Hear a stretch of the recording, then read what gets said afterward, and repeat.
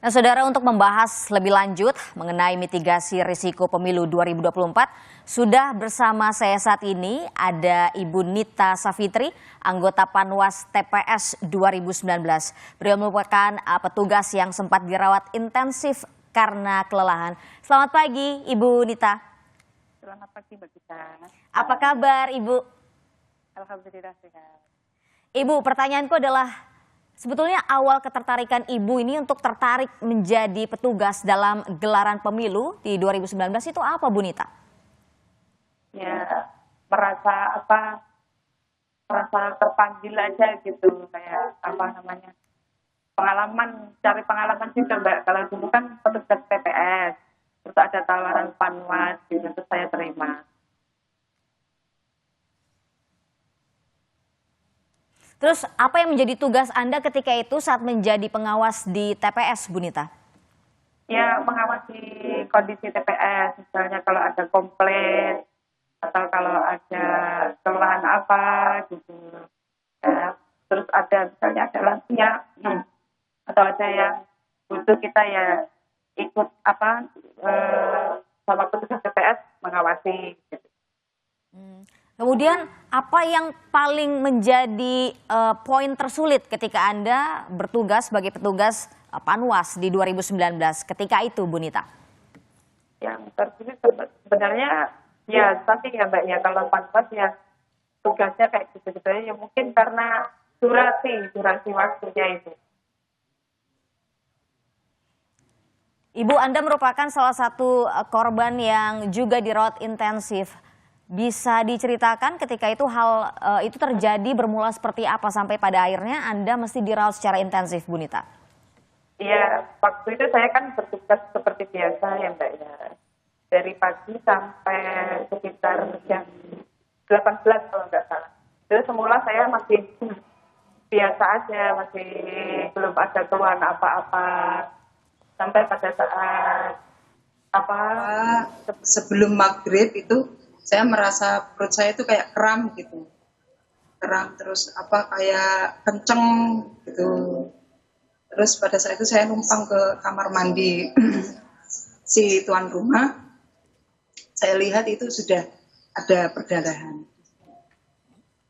Ketika Anda sadar bahwa telah terjadi pendarahan, apa yang membuat Anda tetap ingin terus untuk bertugas jadi Panwas, Bu Nita? Ya, saya mencoba bertahan dulu, maksudnya saat itu kan masih posisi penghitungan suara, Mbak. Jadi saya maksudnya masih tugas itu saat itu masih ringan, masih duduk gitu kan. Saya coba bertahan, terus saya pulang dulu memakai pembalut. Terus saya kembali lagi ke situ kan. Saya pikir masih duduk gitu kan tugasnya. Saya coba lanjut gitu. Terus lama-lama kok nggak tahan, terus sakitnya semakin jadi-jadi gitu, semakin kencang. Terus saya minta petugas Hansip di situ untuk mengantarkan ke bidan desa setempat.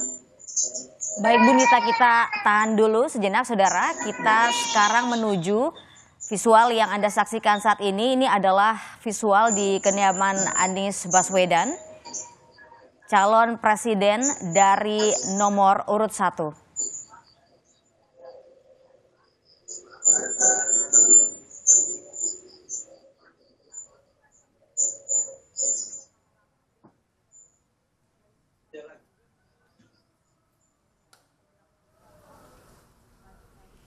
Visual yang Anda saksikan saat ini adalah persiapan dari Anies Baswedan untuk melaksanakan kegiatan di pagi hari, Saudara. Nanti kita akan perbarui informasi terkini dari sana, tapi kita kembali dulu ke Ibu Nita Savitri. Ibu, kita lanjutkan cerita kita tadi, Ibu.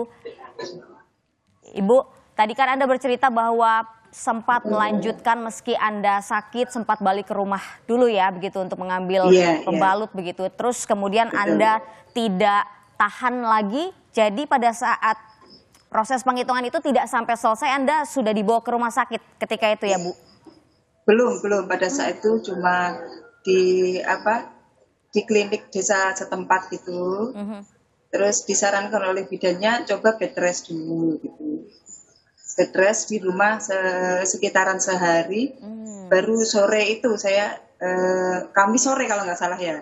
Kan Rabu itu pemilihan suara pemilu. Terus jadi Kamis sorenya saya baru dibawa ke rumah sakit. Kenapa pada saat itu tidak langsung saja dibawa ke rumah sakit, Ibu? Ya, saya kan dari bidan desa menyarankan bed rest aja dulu, barangkali masih bisa dipertahankan gitu kan. Terus kondisinya kan malam pada saat itu Mbak. Jadi nunggu besoknya dulu. Terus baru Kamis sorenya itu udah udah terasa kenceng banget, itu udah seperti ada pembukaan gitu kayak orang melahirkan, itu baru darurat terus dipinjamkan mobil saudara dibawa ke rumah sakit. Oke, Ibu, pada pemilu tahun ini suami Ibu ternyata juga bertugas sebagai petugas KPPS. Itu apa yang jadi pertimbangan suami Ibu untuk mendaftar sebagai petugas KPPS, Bu Nita? Pertimbangannya ya lebih kepada... Ibu, kita tahan dulu jawaban Ibu. Tadi. Sekarang kita lihat visual yang terkini saat ini adalah Mahfud MD dari Sleman.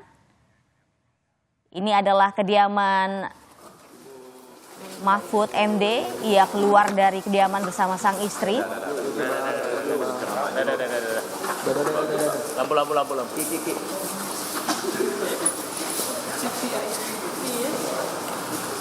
Ini lagi ini error ya.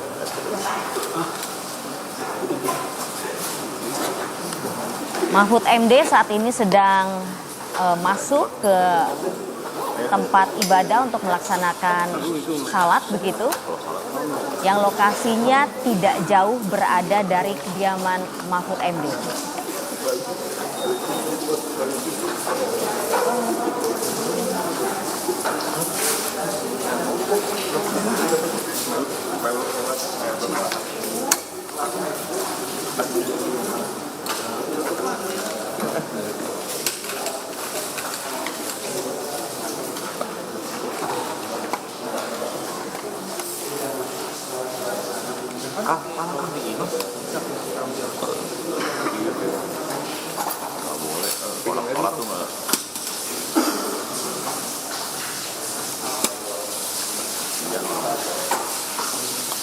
Edwin.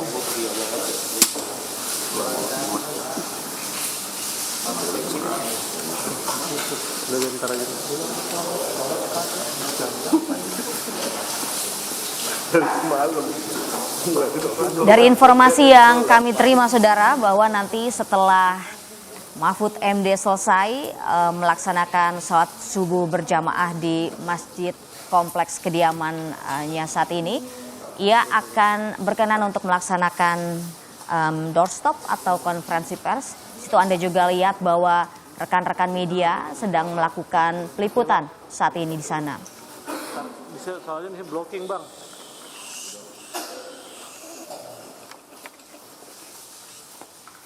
Kalau saat ini visual yang Anda saksikan ini adalah kediaman Anies Baswedan. Beberapa orang nampak di sana, saudara. Kita akan lihat beberapa saat lagi Anies Baswedan akan segera keluar untuk melakukan sholat subuh.